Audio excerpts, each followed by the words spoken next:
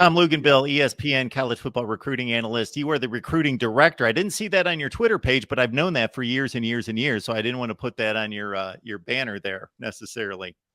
Oh no, it's I look at my banner, ESPN college football recruiting analyst. Yeah, that's about right. Yeah, I'm our director of recruiting, whatever that means. I guess it just means I oversee our evaluation efforts. Hey, Tom, you brought up about 52 things that I would like to go down each path. But the quarterback thing, this is a conversation we just had yesterday here. And I'll take Anthony Richardson and I'll take CJ Stroud. So for me, oh boy, are you going to go down this path? Are you going to go down this path? I'm going to take it back about 40 years first. And I'm going to say, I've always thought that college football copied the NFL, from the time I started watching, the shotgun, the spread offense, the passing the game more, the pro style. But about 15 years ago, it flipped and college football led the NFL. And now it seems like the NFL games copying college football, the read option, the RPO, all those things came from college football. And now it's the NFL, and it's allowed a guy like Lamar Jackson and others to succeed at the NFL level. So kind of our concept of what can, you don't have to be Drew Bledsoe anymore to succeed in the NFL. But now you brought up the accuracy in the decision-making being paramount for a quarterback, but we see guys like Anthony Richardson, and they're just guys, scouts are enamored with, personnel directors at the NFL level enamored with him. I'll go back to you referenced the shift and how things kind of changed. And the answer to the question as to why is because the NFL was forced to. And why were they forced to? Because quarterbacks from the age of 12 years old, middle school football to high school football, they're not being trained the way a Bill Walsh would have trained somebody, or a Bill Parcells would have trained somebody, or a Don Coryell. I go out to camps and combines, man. I have for 15 years, 18 years, and I'll see a kid's got 15 Power 5 scholarship offers, and he cannot take a 5-step drop from under center. It's almost embarrassing. And so you look at how these guys have been trained. They're in the shotgun. They lift their leg. They clap. They stop for a second. They look to the sideline. Coach tells them what to do. Then they snap the ball and they go, right? Oftentimes, you're not asking them to do a lot. They're throwing bubble screens, underneath stuff, half field reads. The game has been so oversimplified, and it's been great for college, but it's put a lot of strain on NFL guys to make good decisions at quarterback because, if you really think about it, there's very few Andrew Lucks anymore that are athletic, but your prototypical pocket passer that came from an NFL college offense. There are no more NFL college offenses for the most part, right? So now what is your crop of quarterbacks? Your crop of quarterbacks are going to be zone read, athletic, dynamic players that play in a hurry-up tempo, that can extend plays, they can create with their feet, and they're going to be really, really exciting, right? At the college level, I think there's a bigger margin of error for guys like that because it's not as precise as they will have to be at the NFL level. But the reason why I point out why the coaches have had to change, and I think there's two fantastic examples of this in the NFL right now, and they both happen to just play in the Super Bowl. And that is that if you go look at Andy Reid's background in professional football, he was literally born from the West Coast womb, right? I mean, that's all he'd ever coached for 40 some odd years. And all of a sudden, about 5 years ago, you start watching Kansas City, and guess what? They look like a college team, don't they? When you watch the Kansas City Chiefs, they literally look like you're watching a college offense. Nick Sirianni at Philadelphia. When you watch the Eagles, who do they look like? They look like a college offense. And so I think these guys at the NFL level have removed their ego, right? And they've started, because it used to be, all right, multiple pro style West Coast, and we're going to take whatever guy we're drafting or signing, we're going to plug him into one of those, right? You can't do that anymore. So now, like the Andy Reids and some, now they're going, all right, we got to start building the offense around how this quarterback's been developed to this point. Doesn't mean you can't teach them, doesn't mean you can't mold them, but you certainly don't want to stick a square peg into a round hole in any way, shape, or form. And so I think that's why you've seen the shift and how the NFL all of a sudden looks very much more college-like. Now you're still going to run the risk. I mean, how do you want to put your $50 million or your $100 million quarterback at risk of getting hurt because he's running the football? It's a big risk, right? I think it's also one of the reasons why Lamar Jackson and whatever's taking place with the contract there hasn't necessarily fallen his way yet, because he's got a history of being injured. All right, well, that's a part of contract negotiation.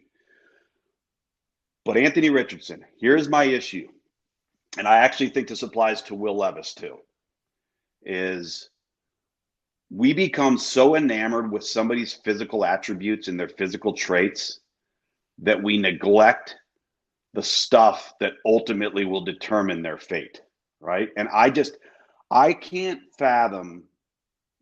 I've watched so much Anthony Richardson, and I know what he did in the Utah game, and I know what his best of best plays look like.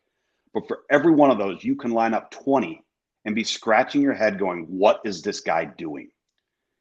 And if you're that talented and you complete 53% of your passes, that's tough to explain.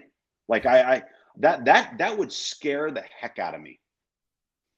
Making a guy the face of the franchise that you're hoping is the answer for the next 10 years, and he completes 53% of his passes.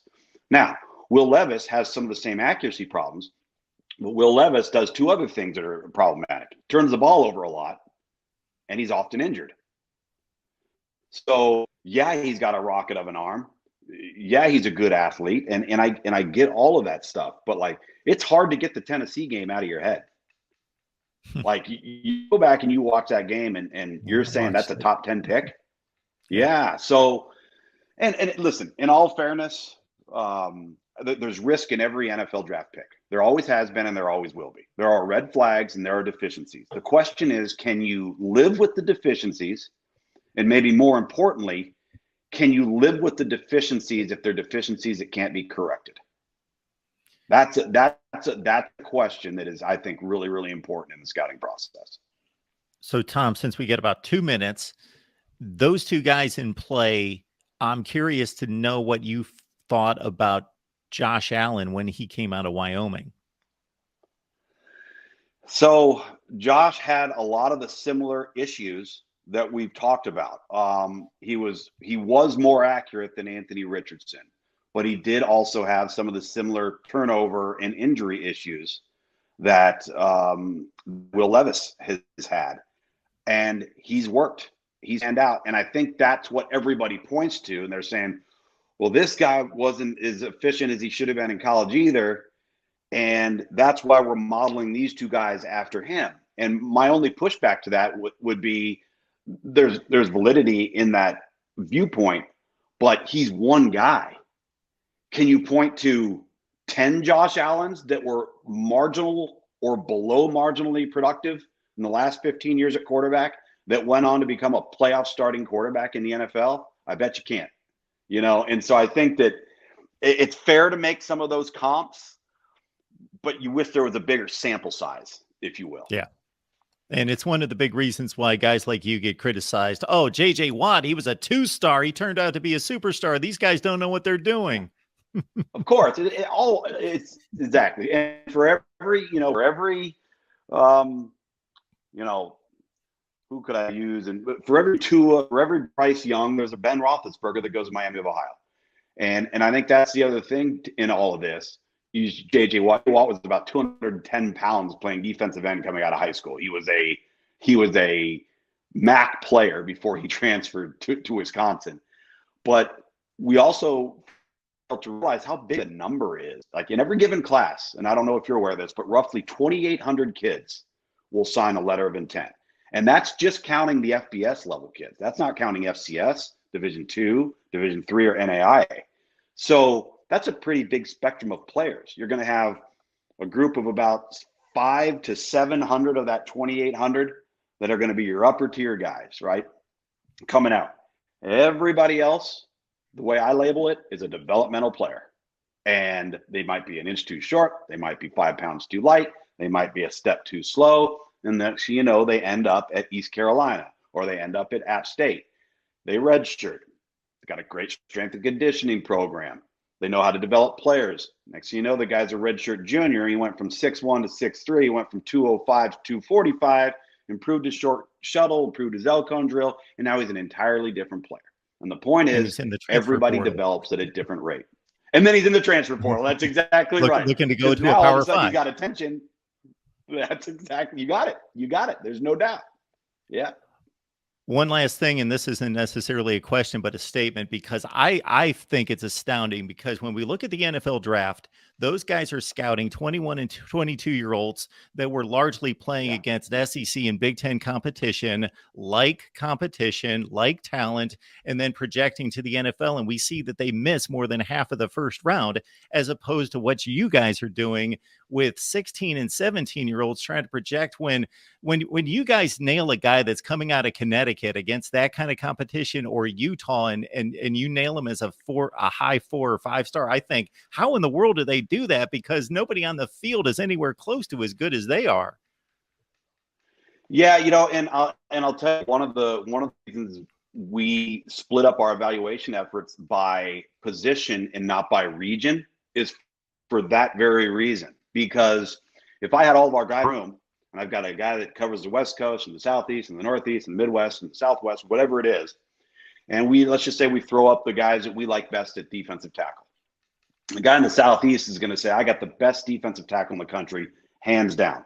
The guy who's covering the West Coast goes, no, I've got the best defensive tackle. He's in the state of California. And neither one of those two guys has seen the other guy's player. So what I tried to do with our guys is say, listen, as a coach, you're going to be responsible for these 4 positions to evaluate. And I don't care if the kid's in Kansas, Utah, Colorado, California, Texas, or Florida. I want you to be able to compare those players competitively, and I want you to be able to compare their level of competition, their high school classification, how they would stack up. If you saw the player in Kansas, let me give you a prime example. When Bryce Brown in the 2009 class was coming out of Kansas, and Trent Richardson was coming out of Florida at Escambia High School in the Panhandle, playing against either 5 or 6A Florida kids, and Bryce Brown was playing against a really poor level of football, and we had Trent Richardson, the number 1 ranked running back in the class. It wasn't necessarily because we were convinced he was that much more talented than Bryce Brown. I think the talent was probably equitable, but who he was playing against was night and day. And we're just like, this guy's more college ready because of this, and he's going to be able to make that adaptation. And so you're right. I tell all our guys, don't overgrade somebody, because if you overgrade somebody or you overrank somebody, there's nowhere to go but down. Like, I would much rather have us have a guy that we ranked as a 4-star player. He's not even our ESPN 300, but he's a 4-star guy just outside of the 300. I would rather that guy develop into a first-team All-American and first-round draft choice than overrank guy that we put in the top 10 who's a bust. Because if you undergrade and you underrank, at least you give yourself a cushion for player development and for growth. And to your point, you make some of those unknown variables that haven't manifested themselves yet with a 15-year-old. And you brought up the best point here. The NFL misses on 50% of the guys they take in the first round. You know how many players each team has? 1. Imagine being a college coach and you have to bring in 25 17-year-olds and you're expected to be right on every single one of them. It's impossible. You're hoping to hit on 60% or more. Well, if you do the math there, that means you're likely missing on 10. The question is, which 10 are they? And so again, it all comes down to weighing risk. I saw a study where 40 to 45% of 5 stars make a paycheck in the NFL, about 12 to 14% of the 4 stars, and about 3 to 5% of the 3 stars. That shows that you guys know what you're doing. Well, it's just the way, if somebody is unique at 17, there's a high likelihood they're going to be extremely unique at 23, right? Now, what falls in between all of that are all of the things that have nothing to do with physical attributes. And I tell people that all the time. When a 5-star is a bust and a 4-star is a bust, I can guarantee you it has nothing to do with talent. It's some other variable. They might be hanging with the wrong crowd. They won't go to class. They're homesick. They got girlfriend problems. They can't focus. They're late for meetings. And next thing you know, they fizzle out. Did any of that have to do with their physical talent? Nope. And I think that's why you see coaches all the time trying to check these boxes, because they don't want to find out the problem after they've already signed them. And that's the big difference between your evaluation. You're just measuring the physical, and the NFL club that's obviously putting it all together and trying to measure, okay, does the character match up with the physical attributes for us to be able to sign this guy? Sure. And they have unlimited resources to find out all that information. Yeah. Tom Luginbill, ESPN, Director of Recruiting. Tom, this has been an amazing conversation. Appreciate you being here. Would love to have you back sometime. Sure. You bet. Thanks for having me, man.